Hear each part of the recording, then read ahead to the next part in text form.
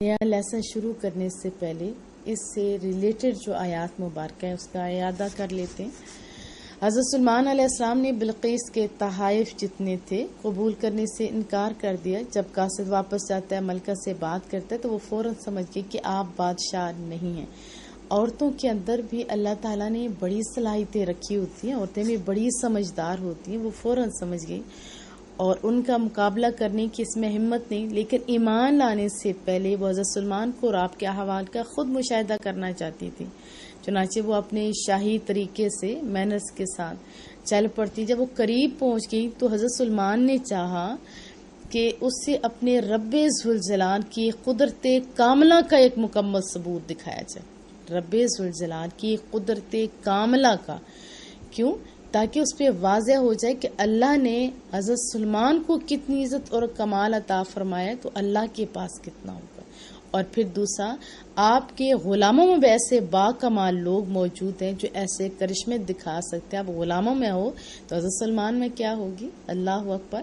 آپ نے اپنے درباریوں سے مخاطب ہو کے کیا فرمایا کہ تم ایسے کون بلقیس کا شاہی تخت کو، اب وہ ڈبیا تو تھی نہیں، شاہی تخت کو اس کے یہاں پہنچنے سے پہلے لا سکتا ہے؟ تو جنوں میں سے جو سب سے بڑا اور طاقتور جن تھا اس نے عرض کیا کہ اگر اجازت ہو تو آپ یہ مجلس برخاست کریں گے، اس سے پہلے یہاں لا کے رکھ دوں گا، اگرچہ وہ بہت بھاری ہے، مسافت بھی 1500 میل سے زیادہ ہے، لیکن میں چونکہ کوی ہوں ایسا کر سکتا ہوں۔ اور ساتھ عرض کہ میں تو امین بھی ہوں، ظاہر قیمتی جواہرات تھے، تخت تھا، شاہی تخت تھا، کو عام بات تھوڑی تھی۔ تو کہا میں امین ہوں، اس میں خیانت بھی نہیں کروں گا۔ لیکن حضرت سلیمان نے اس کی پیشکش کو قبول نہیں کیا۔ گویا آپ کو یہ گوارا نہ ہوا کہ آپ کا کوئی درباری اس معمولی کام کے لیے اتنی لمبی مدت مانگے۔ اور پھر دوسرا انسان جو اٹھا اس کے پاس کچھ علم تھا کتاب کا، اس نے کیا مودبانہ عرض کیا کہ اگر مجھے حکم ہو تو آنکھ چھپکنے سے پہلے تخت کو وہاں سے اٹھاؤں تو آپ کے قدموں میں لا کے رکھ دوں۔ بہرحال ایسا ہی ہوا۔ تو پھر آپ نے یہ تکبر یا نخوت کا نہیں، آپ کے اندر جذبات پیدا ہوئے بلکہ شکرانے کے جذبات پیدا ہوئے۔ عرض کیا مولا کریمہ یہ سب تیرے فضل سے، یہ تیرے کرم سے، جس نے مجھے اتنی عزت اور سرفرازی بخشی کہ میرے خدام ایسا کام کر سکتے ہیں۔ اور اس کے بعد کیا فرمایا کہ یہ بہت بڑی آزمائش ہے، اللہ مجھے آزمانا چاہتا ہے کہ میں اس کی عنایات جلیلہ پر اس کا شکر ادا کرتا ہوں یا ناشکری کرتا ہوں۔ اب وہ آدمی کون تھا؟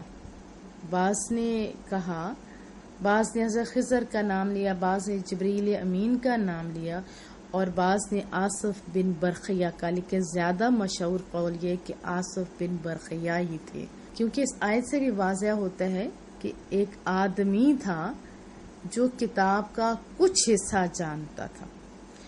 اب اس کے حصے میں کام کتنا بڑا تھا، بلقیس کا شاہی تخت 1500 میل کی مسافت سے سبا سے بیت المقدس پہنچا دیا۔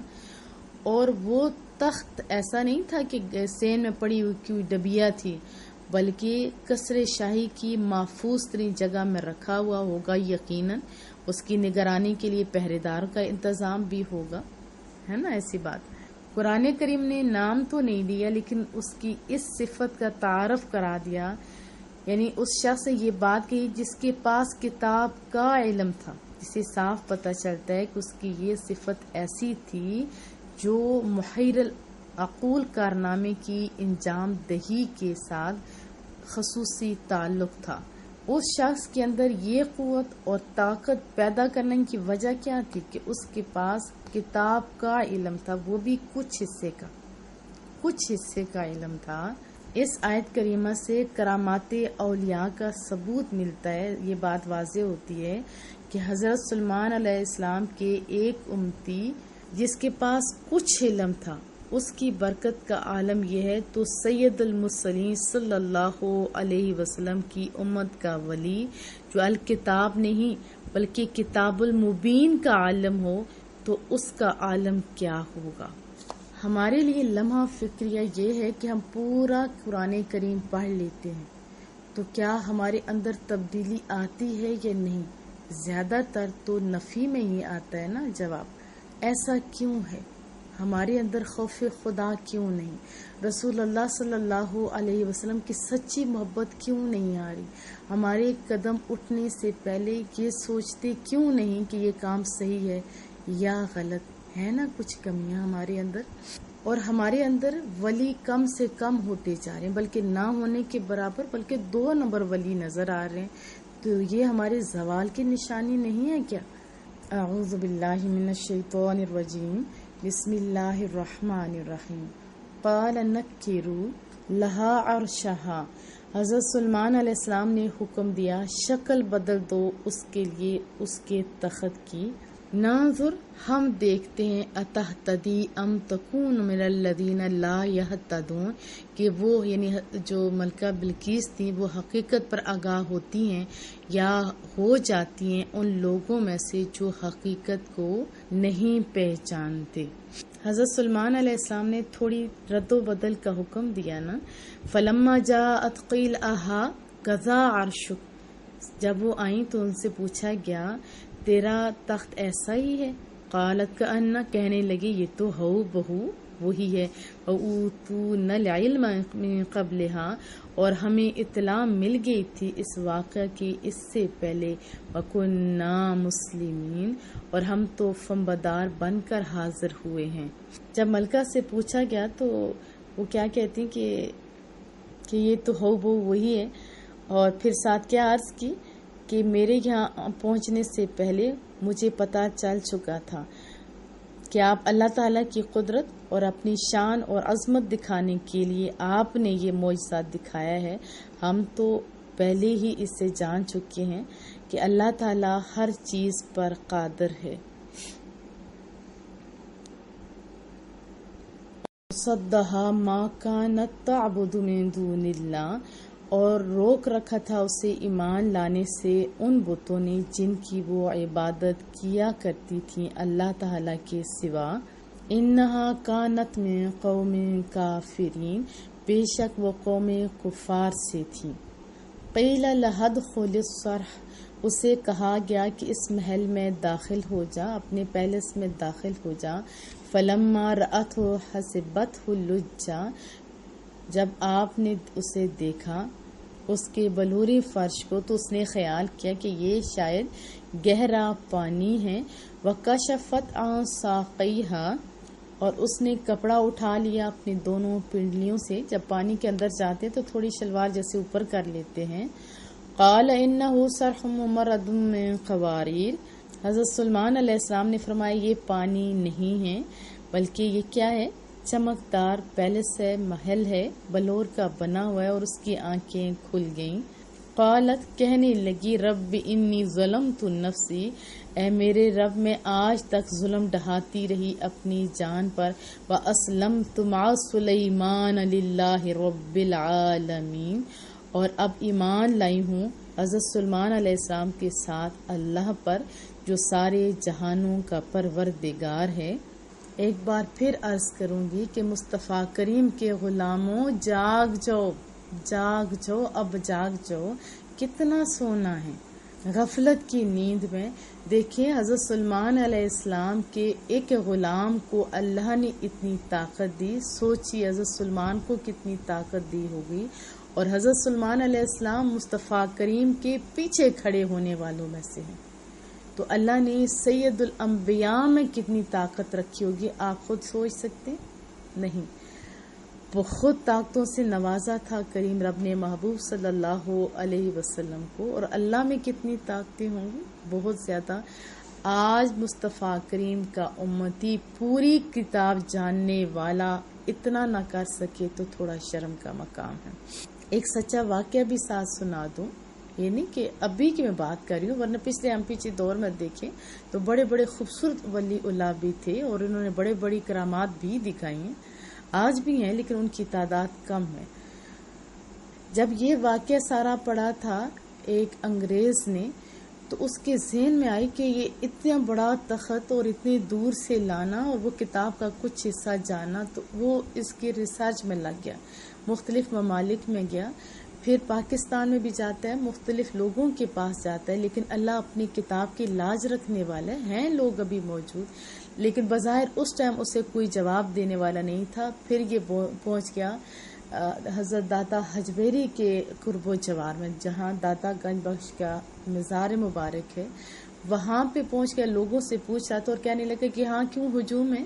ان کو بتایا گیا کہ یہ ایک ولی اللہ تھے جو چلے گئے، جنہوں نے ساری زندگی رب کو یاد کیا، آج ان کی یہ بھی جگہ آباد ہیں۔ اب وہاں سے ایک بابا جی آئے تو انہوں نے اس نے ویلکم کہا اور کہا کہ آپ کے ٹھنڈا پیئیں گے گرم پیئیں گے۔ اس انگریز کو تجسس تھا کہ مجھے سوال کا جواب چاہیے، بعد میں چیزیں ملیں گی۔ انہوں نے کہا کہ آپ کو ہر سوال کا جواب ملے گا، پہلے آپ بتائیں تو صحیح کہ آپ ٹھنڈا پیئیں گے یا چائے پیئیں گے۔ چونکہ وہ انگریز تھا، ٹھنڈے ایریے سے آیا ہوا تھا، چائے کا عادی تھا، تو اس نے کہا میں چائے لوں گا۔ اب چائے ایسے ہاتھ کر کے باجی نے چائے اور اس کپ میں جب دی تو وہ بندہ بے ہوش ہو گیا، سارے لوگ حیران ہو گئے۔ جب ہوش میں آیا تو وہ کہنے لگا کہ جو میں نے اس کتاب میں پڑھا تھا، جس کے ریسرچ میں ابھی میں ادھر آیا ہوا تھا، تحقیق کرنے آیا ہوا تھا، اس کا جواب مل گیا۔ پوچھنے پہ اس نے بتایا کہ یہ جو کپ ہے نا، کہ میرے گھر کا کپ ہے، میرا فیورٹ کپ ہے، اور اس میں چائے پیتا ہوں۔ اگر اتنے کوسوں دور سے ایک ہی لمحے کے اندر چائے اور وہ کپ اس میں ڈال کے آ سکتی ہے تو یقیناً تخت بھی لایا جا سکتا ہے۔ تو اپنے من کو صاف کیجیے۔ مصطفیٰ کریم کی امت غیروں کے سامنے کشکول لیے کھڑی ہے، یہ چیز درست نہیں ہے۔ ہم پورے قرآن کریم کو جاننے والے ہیں۔ اللہ پاک ہمیں سمجھ بھی عطا فرمائے۔ وَلَقَدْ أَرْسَلْنَا إِلَىٰ ثَمُودَ أَخَاهُمْ صَالِحًا، اور بے شک ہم نے رسول بنا کر بھیجا ثمود کی طرف ان کے بھائی صالحہ کو، أَنِ اعْبُدُوا اللَّهَ، کہ عبادت کرو اللہ تعالیٰ کی۔ فَإِذَا هُمْ فَرِيقَانِ يَخْتَصِمُونَ، تو وہ دو گروہ بن گئے اور آپس میں جھگڑنے لگے۔ قال یا قوم، حضرت صالح علیہ السلام نے فرمایا اے میری قوم، لما تستعجلون بالسیئہ قبل الحسنہ، کیوں تیزی کرتے ہو برائی کرنے میں نیک کام کرنے سے پہلے؟ لولا تستغفرون اللہ لعلکم ترحمون، تم کیوں نہیں بخشش طلب کرتے اللہ تعالیٰ سے، شاید تم پر رحم کر دیا جائے۔ قال طیرنا بک وبمن معک، کہنے لگے ہم تو برا شگون سمجھتے ہیں تمہیں اور تمہارے ساتھیوں کو۔ قال طائرکم عند اللہ، آپ نے فرمایا تمہارا برا شگون تو اللہ تعالیٰ کے ہاں ہے۔ بل انتم قوم تفتنون، بلکہ تم ایک ایسی قوم ہو جو فتنہ میں مبتلا کر دی گئی ہے۔ اس لیے میں ہمارے لیے کیا سبق ہے؟ دیکھیں ابھی ہم لوگ بھی بہت غلط بات کرتے ہیں، فلانا بندہ منحوس ہے جی، اس کی وجہ سے نحوست آ گئی ہے، فلانا پرندہ آگے سے گزر گیا، فلاں کی آواز آ گئی، بلی رستے کاٹ گئی، شیشہ ٹوٹ گیا۔ کیا یہ مسلمانوں کے طریقے ہیں؟ نہیں۔ تو ہمیں تھوڑا سوچنا بھی ہوگا اور سمجھنا بھی ہوگا۔ اور یہ بات کون لوگ کر رہے تھے؟ جو خود ایسے تھے۔ آپ نے کیا فرمایا؟ یہ جو مصیبتیں، یہ تکالیف ہیں جنہیں تم میری طرف منسوب کر رہے ہو، حقیقت میں تمہاری بدکاریوں کا نتیجہ ہے۔ بیمار ذہنوں کی کیا علامت ہوتی ہے؟ کہ وہ اپنی غلطیاں نہیں مانتے اور ہمیشہ دوسروں کے اوپر ہی غلطیوں کو تھوپتے رہتے ہیں۔ وَكَانَ فِي الْمَدِينَةِ 9، اور اس شہر میں 9 شخص تھے، رہتے یفسدون فی الارض، جو فتنہ فساد برپا کرتے تھے اس علاقے میں، ولا یصلحون، اور اصلاح کی کوئی کوشش نہ کرتے۔ قالوا تقاسموا باللہ لنبیتن، انہوں نے کہا او اللہ کی قسم کھا کر یہ عہد کر لیں کہ شب خون مار کر صالحہ و اہلہ، اور اس کے اہل خانوں کو، ثم لنقولن لولیہ ما شہدنا مہلک اہلی و انا لصادقون، کیا کر دیں؟ ہلاک کر دیں گے، پھر کہہ دیں گے اس کے وارث سے کہ ہم تو سرے سے موجود ہی نہ تھے جب انہیں ہلاک کیا گیا، اور یقین کرو ہم بالکل سچ کہہ رہے ہیں۔ جن کو اللہ کا خوف ہوتا ہے وہ ایسی باتیں نہیں کرتے. ابھی بھی جو بہت سارے سازشی لوگ ہیں وہ ایسے ہی کرتے ہوتے ہیں. عارضی طور پہ وہ بچ جاتے ہیں تو کیا ہوتا ہے؟ کیا اللہ کے سامنے سزا سے بچ سکتے؟ بالکل بھی نہیں. اب انہوں نے بھی سازش کی. وَمَكَرُوا مَكْرًا وَمَكَرْنَا مَكْرًا، اور انہوں نے بھی خفیہ سازش کی اور ہم نے بھی کیا کیا؟ خفیہ تدبیر کی. وَهُمْ لَا يَشْعُرُونَ، اور وہ سمجھ ہی نہ سکے ہماری تدبیر کو. فَانظُرْ كَيْفَ كَانَ عَاقِبَةُ مَكْرِهِمْ، تم خود ہی دیکھ لو کیا ہولناک انجام ہوا ان کے مکر کا. اَنَّا دَمَّرْنَاهُمْ وَقَوْمَهُمْ أَجْمَعِينَ، ہم نے برباد کر کے رکھ دیا انہیں اور ان کی ساری قوم کو. انہوں نے بھی غلط یہ تدبیر کی تھی، لیکن دیکھیں شب خون مارنے کا ان کا تھا، لیکن کریم رب نے کیسا اپنے نبی کے بچاؤ کا اہتمام کیا کہ فرشتے پتھراؤ کرتے تھے، ان کو پتھر لگتے تھے لیکن پتھر مارنے والے نظر نہیں آتے تھے. اس طرح اللہ تعالیٰ نے ان لوگوں کو ہلاک کر دیا. ایک دفعہ پھر پڑھیے اور خود ہی دیکھ لو کیا ہولناک انجام ہوا ان کے مکر کا. انا دمرناہم وقومہم اجمعین، ہم نے برباد کر کے رکھ دیا انہیں اور ان کی ساری قوم کو. لیکن ایسے نہیں، ان کے جرموں کی وجہ سے. فتلک بیوتہم خاویۃ بما ظلموا، یہ ان کے گھر ہیں جو اجڑے پڑے ہیں ان کے ظلم کے باعث. ایسے نہیں، ان کے ظلم کے باعث، ان کی نافرمانیوں کے باعث. ان فی ذالک لآیۃ لقوم یعلمون، بے شک اس میں عبرت ہے اس قوم کے لیے جو کچھ جانتی ہے، جو ذرا بہت شعور رکھتی ہے، اس کے لیے یہ عبرت ہے. یہ واقعہ عبرت ہے جب تک کہ یہ کتاب لوگ پڑھتے رہیں گے، لیکن شعور والی قوم کے لیے. ویسے تو پورا قرآن کریم 100 دفعہ بھی پڑھ دیا جائے تو کیا ہوتا ہے؟ دل کو بھی کچھ نہیں ہوتا، آنکھیں بھی نم نہیں ہوتی. ہاں اہل ایمان ایک واقعہ کو بھی پڑھتے ہیں تو ان کی پوری دنیا بدل جاتی ہے. وَأَنْجَيْنَا الَّذِينَ آمَنُوا، اور ہم نے بچا لیا انہیں جو ایمان لائے تھے. وَكَانُوا يَتَّقُونَ، اور وہ اپنے رب سے ڈرتے رہتے تھے. یہ متقین کی پہلی صفت ہے کہ وہ اللہ سے ڈرتے رہتے ہیں. وَلُوطًا إِذْ قَالَ لِقَوْمِهِ، اور یاد کرو لوط کو جب آپ نے اپنی قوم کو فرمایا. اتأتون الفاحشہ، کیا تم ارتکاب کرتے ہو بے حیائی کا. وانتم تبصرون، حالانکہ تم دیکھ رہے ہوتے ہو. اِنَّكُمْ لَتَأْتُونَ الرِّجَالَ شَهْوَةً مِّن دُونِ النِّسَاءِ، کیا تم جاتے ہو مردوں کے پاس شہوت رانی کے لیے اپنی بیویوں کو چھوڑ کر. وَأَنْتُمْ قَوْمٌ تَجْهَلُونَ، بلکہ تم تو بڑے نادان بے وقوف لوگ ہو. فَمَا كَانَ جَوَابَ قَوْمِ، بس نہیں تھا آپ کی قوم کا جواب سوائے اس کے کہ انہوں نے کہا. إِلَّا قَالُوا أَخْرِجُوا آلَ لُوطٍ مِّن قَرْيَتِكُمْ، نکال دو. اس کی قوم نے کیا کہا؟ نکال دو آل لوط کو اپنی بستی سے. إِنَّهُمْ أُنَاسٌ يَتَطَهَّرُونَ، یہ لوگ تو بڑے پاک باز بنے پھرتے ہیں. فَأَنْجَيْنَاهُ وَأَهْلَهُ، سو ہم نے بچا لیا لوط کو اور ان کے اہل خانہ کو. إِلَّا امْرَأَتَهُ، سوائے ان کی بیوی کے. قَدَّرْنَاهَا مِنَ الْغَابِرِينَ، ہم نے فیصلہ کر دیا اس کے متعلق کہ وہ پیچھے رہنے والوں میں ہوگی. وَأَمْطَرْنَا عَلَيْهِمْ مَطَرًا، اور ہم نے ان پر خوب پتھر برسائے. کیا برسائے؟ خوب پتھر برسائے. اب کعبے کو جو تباہ کرنے آ رہا تھا اس کو کنکریاں ماری تو وہ بڑے بڑے ظالم مر گئے، ہاتھی والے مر گئے نا. اب یہاں پہ پتھر ہے، پتھر برسائے گئے. فَسَاءَ مَطَرَ الْمُنذَرِينَ، بس تباہ کن پتھراؤ تھا بارہا ڈرانے یا ڈرائے جانے والوں پر. اس میں کس کا ذکر ہے؟ کہ وہ گندی قوم ایسی تھی کہ عورتوں کو چھوڑ کے مردوں کے پاس جاتی تھی. ابھی بھی کچھ ممالک میں یہ جو لا پاس ہو رہا ہے یہ بہت غلط ہو رہا ہے. اگر آج ہم نے آواز نہ اٹھائی تو پھر وہ دن بھی دور نہیں جب بہت سارے لوگ اس میں انوالو ہو جائیں گے. دیکھیں ابتدا میں برائی ختم کرنا آسان ہو جاتا ہے، لیکن جب برے لوگ متحد ہو جاتے ہیں یا قوت پکڑ لیتے ہوتے ہیں تو پھر ان کا مقابلہ کرنا تھوڑا مشکل ہو جاتا ہے. ہاں اہل حق یہ نہیں دیکھتے کہ ہم تعداد میں کم ہیں یا زیادہ ہیں، جب اللہ انہیں ہدایت دیتا ہے وہ آواز اٹھایا ضرور کرتے ہیں.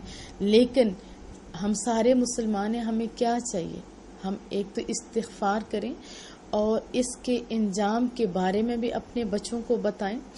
ابھی دیکھیں کیسی جیسے ایڈز کی بیماری ہے وہ اسی گند کی وجہ سے، اور ایسی گندی بیماری ہے کہ سارے جسم کے اندر پانی پڑ جاتا ہے اور بندہ مر جاتا ہے، ذلیل و رسوا ہو کے مر جاتا ہے. اللہ اپنے ہر ایک کو بچائے اس گندے اور موذی مرض سے. اور ایسے پھر عقل کے اندھے یہ لوگ ہو جاتے ہیں جو ہم جنس پرست ہوتے ہیں، انہیں سمجھ ہی نہیں آتی ہم کتنا غلط کام کر رہے ہیں. تو اس لیے مصطفیٰ کریم صلی اللہ علیہ وسلم کے فرمانوں کو ضرور پڑھیے آپ اور عمل بھی کیجیے. محبوب کا کیا حکم ہے کہ بچوں کو 10 سال کی ایج سے پہلے ہی ایک جو چادر ہوتی ہے اس کے نیچے 2 بچوں کو سونے کی اجازت نہ دی جائے، ان کے بسترے الگ کر دیے جائیں. پہلے برائی لوگ باہر کرنے جاتے تھے، ابھی برائی ساری کی ساری ہمارے نیٹ کے اوپر، موبائلز کے اوپر، ٹچ سسٹم بندہ کہیں اور ٹچ کر رہا ہوتا ہے، چلا کہیں اور جاتا ہے. تو آپ لوگوں کو ابھی زیادہ آنکھیں کھولنے پڑیں گی، جو اسپیشلی ماں باپ ہیں، چاچو ہیں، ماما ہیں، خالو ہیں، یہ جتنے ماموں ہیں، یہ جو بھی رشتہ ہے، پھپھوز ہیں، ان ساروں کو آنکھیں کھولنی پڑیں گی. بچے ہم سب کے سانجے ہیں، ہمیں اپنے بچوں کو برائیوں سے بچانا ہوگا. اور ایک ہی طریقہ ہے کہ ہم اپنے اللہ کا جو صحیح تصور ہے وہ بچوں کے اندر ڈالیں، خود بھی برائیوں سے بچیں، مصطفیٰ کریم صلی اللہ علیہ وسلم کی تعلیمات کے مطابق جئیں، تاکہ ہم لوگ اپنے اللہ کے عذاب کا شکار نہ ہوں، نہ ہی دنیا میں ذلیل ہوں اور نہ ہی آخرت میں. دیکھیں ان میں ایک یہ برائی تھی اور ان کے ساتھ کیا انجام ہوا. آج امت محمدیہ کے اندر کون سی برائی ہے جو نہیں ہے؟ ہمیں معافی بھی مانگنا ہوگی. کیا میں توقع رکھوں ہم معافیاں مانگیں اور اپنے محبوب کی تمام امت کی بھلائی کے لیے ضرور دعا کریں. اور جب ہاتھ اٹھتے ہیں نا لمبے سجدوں کے ساتھ، اللہ دعاؤں کو رد نہیں کرتا. قل الحمدللہ، فرمائیے اب تعریفیں اللہ تعالیٰ کے لیے. وسلام علی عباد الذین اصطفیٰ، اور سلام ہو اس کے ان بندوں پر جنہیں اس نے چن لیا.